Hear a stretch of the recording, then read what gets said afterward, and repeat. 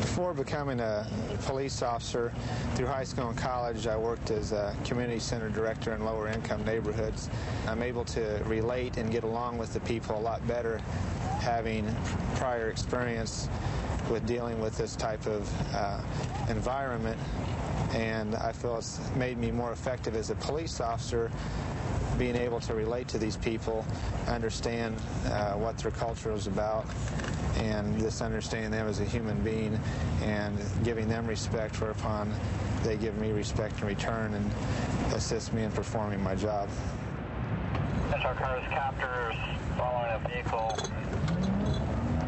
Got the copter on a vehicle. Guys bailed out of a possible stolen car.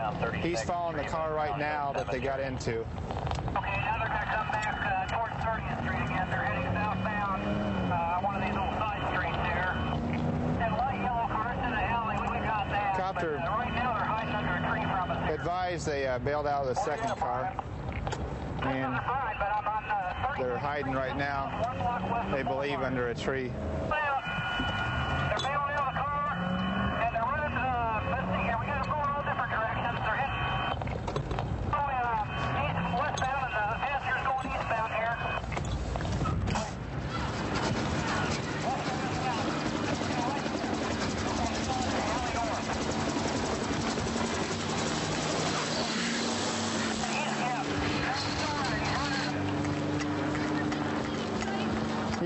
Yes.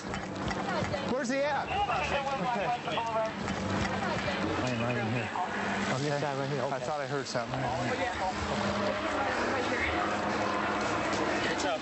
Schaefer, two of them went eastbound. They're pulling the car. The driver had the multicolored, and the baseball hat on.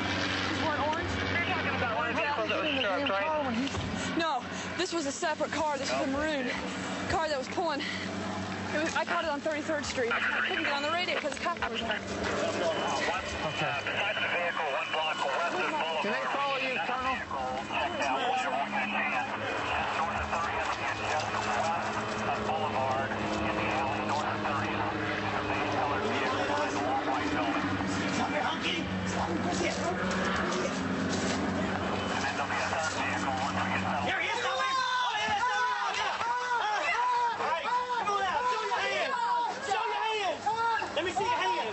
Which one to control? You give up? We'll have this one under control. Keep the perimeter up. We still have one over here. Turn around, face the thing. Right there. Where's your buddy at? Where's your buddy? Where's the buddy? Where's the guy in the orange coat? The dude came to the alley and said, run, you better run. Right. I swear to God. Colonel, Please don't let the door. I heard the noise here, but I didn't. His buddy's got to be right around here with him. Hey, don't stay there. There's a guy in a coat. Sit down. Orange. They suspected one stolen car. They got out, got into another car, possibly stolen.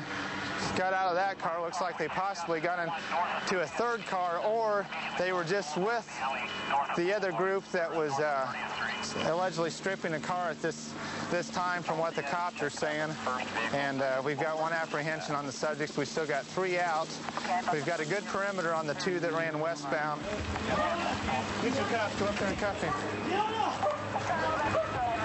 Get up. He's already handcuffed.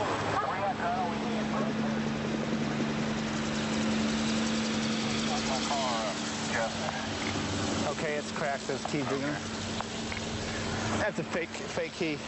As you can see, the ignition is in the off position. They punched the column on the other side, started it with a screwdriver, but they stuck a key in it, so if the police pull up to the side of them, hopefully they think the police will think the car's not stolen because they see the key. However, if you're a good police officer, you'll see that it's not cranked forward, the ignition, which would give us a hint that the car was stolen. It went up the alley just west of 31st and Graceland northbound, and then they bailed out mid-alley. 4 of them jumped out. The vehicle continued northbound and hit a fence. We took off on foot, running westbound after 2 of them. The subject in the orange hat and the black and orange jacket was the driver. And the subject in the green Michigan jacket was the backseat passenger. This car that you had pursued, it's stolen. It's punched, no keys in it, and the owner signed a verification right now. Okay, great. That's all we needed. We weren't sure because Looks like a pretty decent quantity of cocaine. So not only we got a stolen car, he fled in a vehicle, which is a felony to flee in a vehicle, and jumped out of the vehicle while it was running. And also he had narcotics besides the vehicle being stolen. You got four stolen cars, and then the other car was stopped over there behind the van, the white Oldsmobile. Then the van had 6 guys in it. Roger got 2 guns out of it. Then we had an abandoned car that they tried to get into and steal the radios out of it. It was all in one thing. Plus then finding narcotics in the car. So you're going to put busy. Rogers guys down as suspects on this stuff, do you think? Or I don't know if they're linked to it? be identified with it. I think they're just stuck with the guns. Okay. These are the guns that were taken out of the van. A very old Colt 38 Special. Had 6 in it. It was lying under the passenger side front seat of the van. I'm correct. It was on the driver's side. The Beretta 9mm was under the passenger's side seat.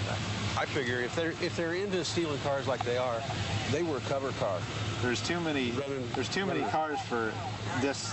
There had to be somebody that was going to load the stuff up. So hopefully their information will match up on the prints, maybe. Hopefully. Just keep hoping. I always use my tour duty as if I was playing baseball. There's a lot of people on the field and take a lot of people to win a game. You can play different positions. Each position is an important position. If you're the catcher, you got to know what the pitcher's going to do. And if you're the first baseman, you got to know where the guy is on second. If you're second, you got to know who's on first and third. If you're in the center field, you got to know who's running. You got to know who's going to score the next run. So life is the same way. You got to realize where you are and how you're going to get there. Everybody get a chance to bat, and when this is your turn, do the best you can. You might get a walk or you might get a homer. You might even get a grand slam. You even might strike out. At least you get to play the game. And everybody get that chance to do. Everybody get a chance to play the baseball game. 1490, 1433 on 33 Adam. Right now we go stepping it up because the officers are calling for help now. I guess the subject that they're trying to detain is fighting now, so we're going to see what's going on.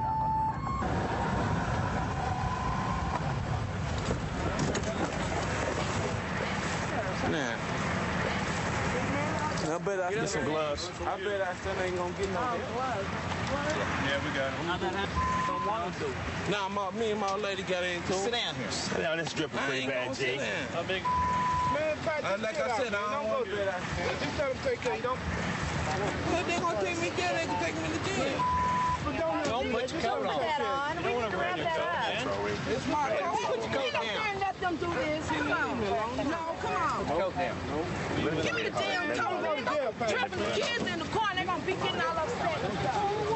I'm going to jail, Pat. Let them take care of you. Hey, man, they'll take you to jail. I'm trying to say. Let them see your arms. Sit down, let them look at you. Patrick. Hold up, Patrick. Patrick, I handcuffed you. Hold up. Patrick, I handcuffed you. Hold on, okay? I don't want you to. Okay, come on, Patrick, now.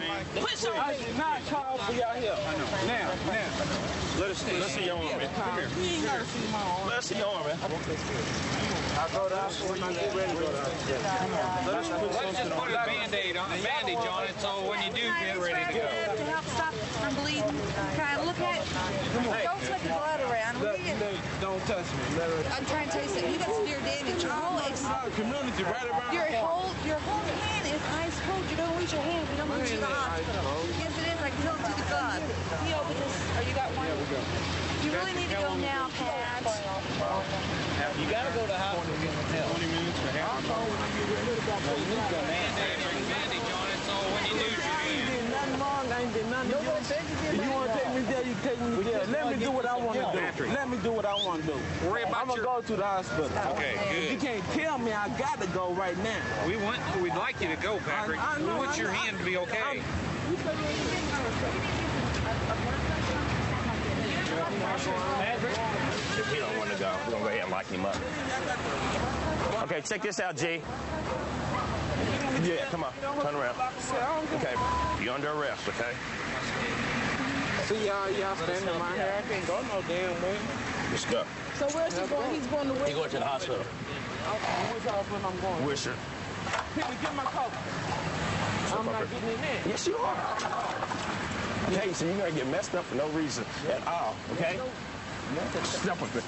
Go on, man. You don't want to go up there? I'm going to take you down. If you want to go up there? You don't want to go up there? You going? You gonna go one way or the other, so you might as well go. You might as well in there. Yeah, so you guys Face down on your back. How's that? that's what y'all want to do. Strip. This part I got me. I'm telling you got to do with all of this. Hey, man, y'all heard me. It's your fault. It's not your fault. I told you to leave it alone. Here's your hat. Listen, these handcuffs up. You tighten them up. Get some. I really believe this one could have escalated up to a lot worse than what it could have been. He was already upset with his girl. Probably don't like the police anyway, and he was ready. He wanted to fight. I didn't want to fight. I wanted to get him to the hospital to seek help, get him some help instead of fighting. Yeah, he's better now. Yeah, he said he was gonna be okay. And, yeah. You got your key? Take this. My brother-in-law that was out there. Oh, man. Okay. Well, we need to see what we Take that one off. Hold on, I'm gonna take this one off. What happened? You and her was just arguing? Me and my old lady got into it. And what she do? Cut you with a? Nah, she ain't mean to. She hit you with a bottle? Huh? What she cut you with? She had a bottle, but she ain't mean to come in like she did, though. Okay. You want to press charges on her? Nah. Okay. Okay. He said that he's gonna be okay, and he appreciate what I done for him. I advised him that I wasn't gonna arrest him, but I was gonna detain him, so he wouldn't bleed to death. I was more afraid that he was gonna bleed to death than anything else. So I explained to him, and he appreciated it, and I think I got a friend in Sean, and Sean got a friend in me. I'm on a TAC shift, which is called tactical shift, and we run between middle and late shift. And for me, it's perfect. I've always been kind of a night owl all through school. I never really went to bed before 2 in the morning, and this shift's from 7 to 3 in the morning, and it kind of suits me pretty well. Ship broke into the house and beating up the subject. 618, Michigan. 2416 You got a subject that just broke into a house, 350. attempting to beat somebody up. Parking violation on hold. We know the gentleman. Michigan, that's what we're getting. That's fine. They normally drive like he gets a light. Shoot 41 27.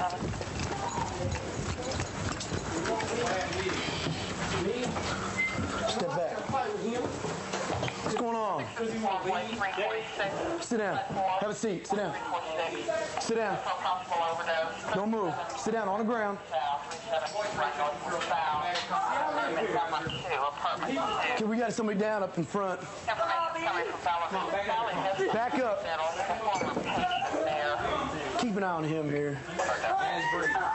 Sit tight. Just sit tight.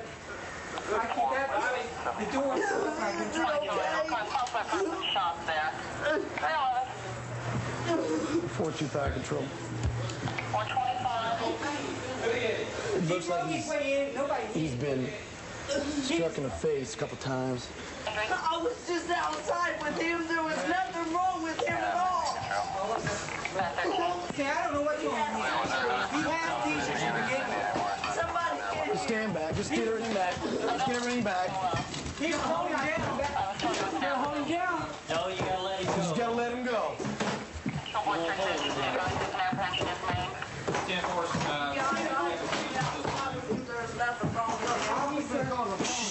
What are you saying happened here?